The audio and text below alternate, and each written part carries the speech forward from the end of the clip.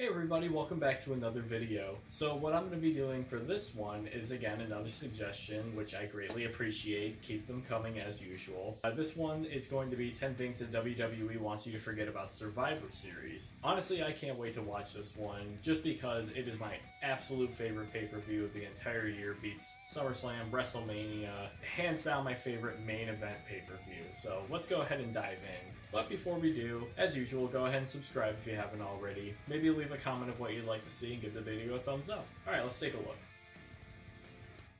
30 men, 30 men, one prize, the road to WrestleMania. Over the top rope, both feet touch the floor. No friends, no allies, 30 men. It's in January, WrestleMania, no allies, both feet. This is how it is too. Dudes hugging in corners for an hour, 30 men. The road to WrestleMania, the Royal Rumble is sometimes bad. I'm Adam from WhatCulture.com, and here are 10 Not things always, WWE though, wants just to a forget few years. about the Royal Rumble. Number 10, fluctuating times. The rules of the Rumble Yeah, are pretty big clear. Over damn the top time. rope, both feet every 90 seconds, or 2 minutes sometimes if they're feeling randy. So yes, every 90 Or seconds every the superstar 4 enters the match. minutes. These are the rules, the strict rules, that also, as it turns out, don't mean a single solitary Sometimes the gap between entrants barely scratches a minute, sometimes over 2 minutes passes between countdowns. Look, take it from someone who's seen a Rumble be called live from backstage. They are absolute messes. Sometimes the timing of an entrance doesn't matter, sometimes it has to be a bang-on reaction to a physical cue in the ring, and if the Sure. timing is messed up, you shave 20 seconds off the official time. It's fairly common knowledge that the intervals between countdowns are kayfabe, but it's not exactly in WWE's best interest I've heard to let you it's know an their absolute steadfast rules cluster are garbage. backstage. Speaking of, number 9, the Finley DQ nonsense. This did not Yeah. make one dick of sense. Let me throw it open to you, the kind but intense viewer. Tell me how this works. First off, let me just make it clear that in the Rumble, anything goes. It's no disqualification. You can use Yes. weapons like in I was 2001. gonna say. You can start attacking your opponents before your number comes up, like Al Snow did in 2001. Anything goes. It's the 2008 Royal Rumble. The and 01 Finlay Rumble's the best somehow one. got himself disqualified. I don't know how he did it. Hornswoggle was in the match because of course he f***ing was. Mark Henry and Viscera were going to attack Hornswoggle because he's in the match, and that's fair. When Yeah. Finlay ran out ahead of his allotted time, like Al Snow did, remember, and left with Swoggle and didn't come back, leaving the commentators going, what happened? And I don't know. I don't know. The rules were Yeah. crapped on severely. You can't get disqualified from the Royal Rumble. All I do know is Hornswoggle never went over the top rope before he left, so he's been in the Royal Rumble match for about 9 years. Good job. Number 8, 1 minute intervals. 1995 was a year of ups and downs. See, everyone remembers that Rumble because it was the year that Shawn Michaels came in at number 1 and was the last man When only standing, one foot hit cementing the the whole floor. both feet Yeah. must touch the floor rule as he did so. What people forget, or WWE might want you to forget, is that Rumble was pretty shit.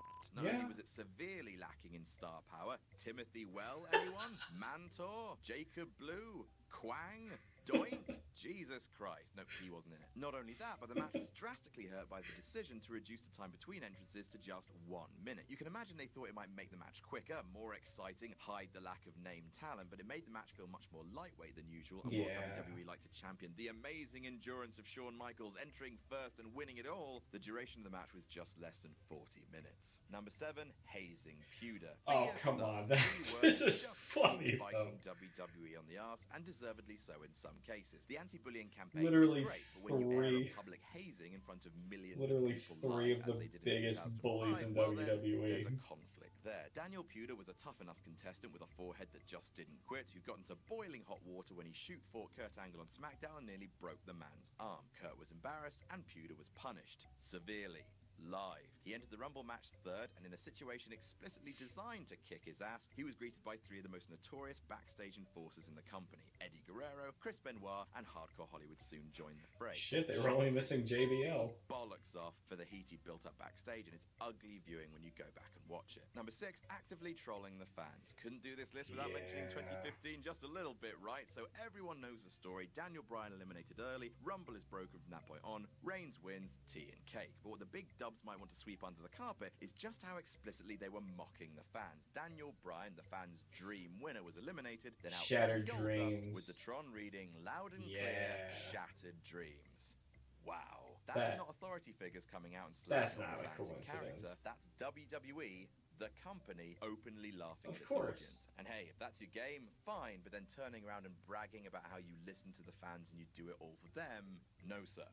No, sir. Number 5, Alex Riley is accidentally eliminated. Riley never really felt like he reached his full potential in WWE. He was a good stooge for The Miz during his WWE Championship run. He was a reasonably good wrestler and talker. He had a good look. He was on commentary in NXT, but it never quite clicked for him. And that might be because of mistakes like this giant pelican. The 2011 Royal Rumble with its 40 competitors, which didn't really work, and Alex Riley was being worked over in the corner by John Cena. Riley was tipped over the top rope, and then whoops, he falls out of sight to the floor, and you can see John reaching out to try and catch him. That's because that wasn't supposed to happen. And hey, in 30 years of the Royal Rumble, it was bound to happen once or twice. Those ropes are slippery. Riley accidentally planted himself in front of refs, so he had to go to the back, and since he was involved in John Cena's big elimination later in the Rumble, that had to be drastically changed on the fly. And of course, that kind of accident, that can happen to the best of them. Number 4, Steve Austin is accidentally eliminated. Really? Even Stone Cold Steve Rattlesnake isn't immune from the odd major up, and the major was certainly in the barracks this time. 1996, and Austin was still going under the moniker The Ringmaster. It was late in the Rumble when he was eliminated by Fatu. Thing is, it just sort of happened in the background. You couldn't really see it. The reason for that was it wasn't meant to happen. According to Austin himself on his podcast, he was supposed to make it to the final 4 of the 96 Rumble, but a case of the oily ropes saw to that. He lost his hold and was dumped outside. As he walked to the back, Austin could be seen gesturing at Shawn Michaels that an upcoming spot between the two of them would have to be changed because, well, Big Steve ain't here no more.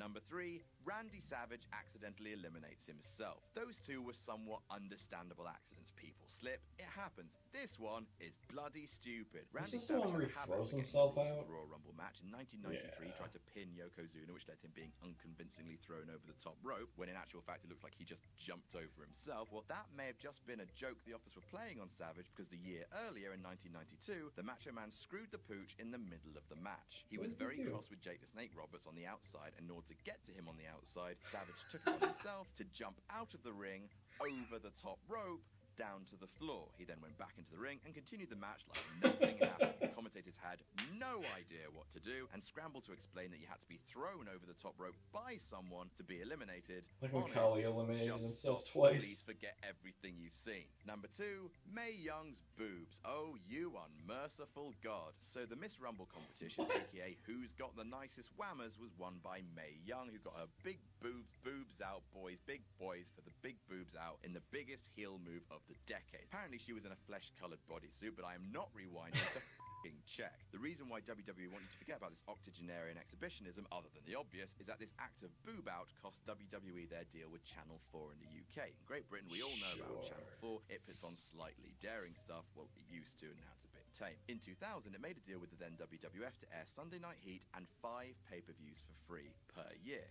Get in. Problem was, Channel 4 saw the bit with Mae Young's boobs and thought, that, put the remaining pay-per-views in the deal on a 50-minute tape delay, editing out adult content themselves, and refused to renew the deal at the end of the year, costing UK fans heaps of free pay-per-views. Thanks, boobs. And number 1, the 2004 Royal Rumble, because it was won by Chris Benoit.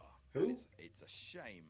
It's such a shame, because I don't think I've ever heard that name. Royal Rumble performances ever. Seriously, Joking, clearly. You should go back and watch it because it's brilliant, but it's just... Yeah, dude lasted for over an hour. And that's our list. Alright guys, so yeah, another really interesting video. Honestly, that got me more excited for the Royal Rumble than I am for Survivor Series. But still, it's going to be a little ways off. There are going to be so many things that they're going to do with the Rumble. I can't wait to see. And again, want to thank you guys so much for watching. Go ahead and subscribe if you haven't already. Maybe leave a comment of what you'd like to see, and I'll see you for the next video.